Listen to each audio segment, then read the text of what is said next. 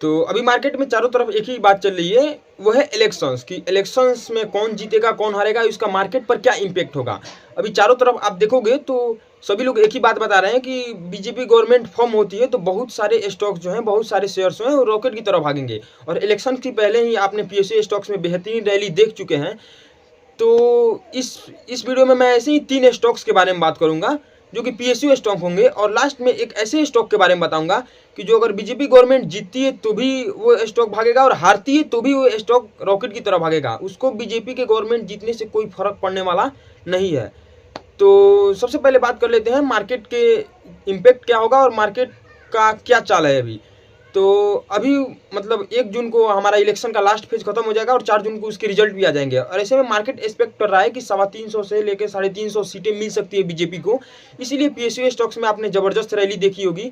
तो उसके regarding 3 stocks की बात करने वाला हूँ, और आपको एक ऐसा स्टॉक बताऊंगा कि जो अगर बीजेपी गवर्नमेंट हारती भी है तो भी वो रॉकेट की तरह भागेगा।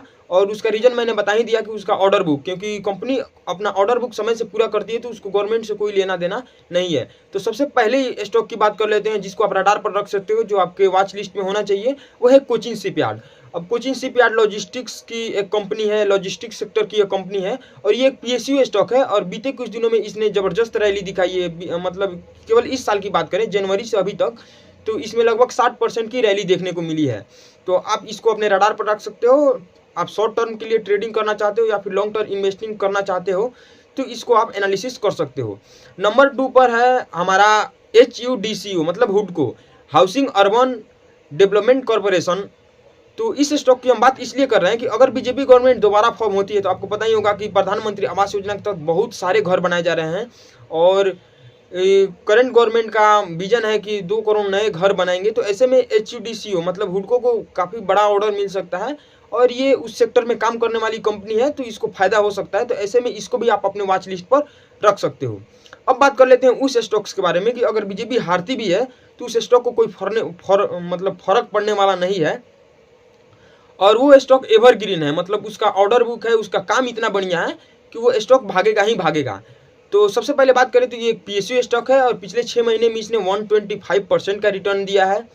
और बात करें उसके ऑर्डर बुक की तो अभी उसको 87 करोड़ का ऑर्डर बुक मिला है नॉर्दर्न रेलवे की तरफ से। अब नॉर्दर्न रेलवे की तरफ से मिला है तो वो एक रेलवे स्टॉक ही होगा। और पिछले 5 दिन की बात करें तो 5 दिन पहले ही उसको 187 करोड़ का एक बहुत बड़ा ऑर्डर मिला था, और 20 मई को भी इसको बहुत अच्छा ऑर्डर मिला था।